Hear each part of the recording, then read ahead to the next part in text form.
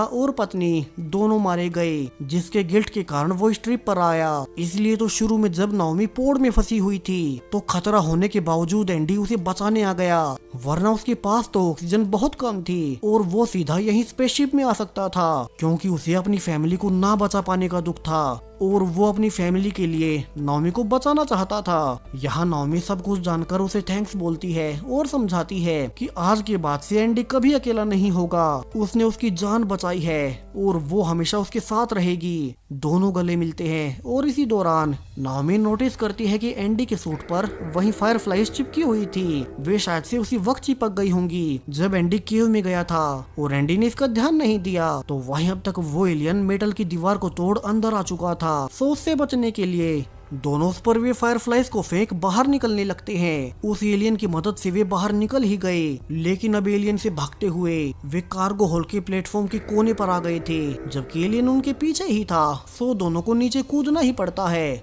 दोनों जानते थे कि ऐसे तो वे कितने भी भाग ले वो एलियन उन्हें पकड़ ही लेगा। सो दोनों को मिलकर इसे मारना ही होगा।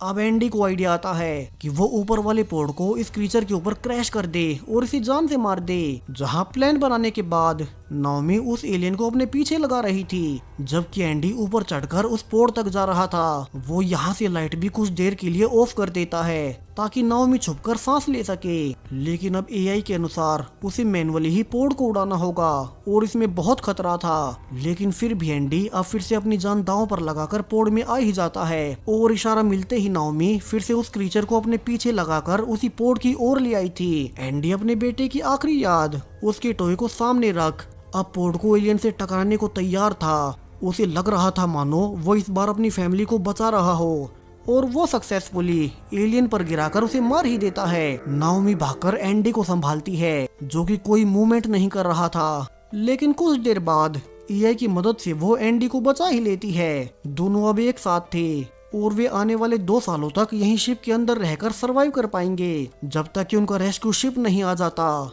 और खाने और पानी की तो कोई कमी ही नहीं थी। एंडी यहाँ से अपनी लाइफ फिर से शुरू कर रहा है, क्योंकि अब नाओमी उससे प्यार करने लगी है। और इसी हैप्पी एंडिंग के साथ ये कहानी यहीं पर खत्म हो जाती है। चैनल को सब्सक्राइब करें अगर आप ऐसी ही लेटेस्ट स्पेस साईफाई वीडियोस देखना पसंद करते हैं।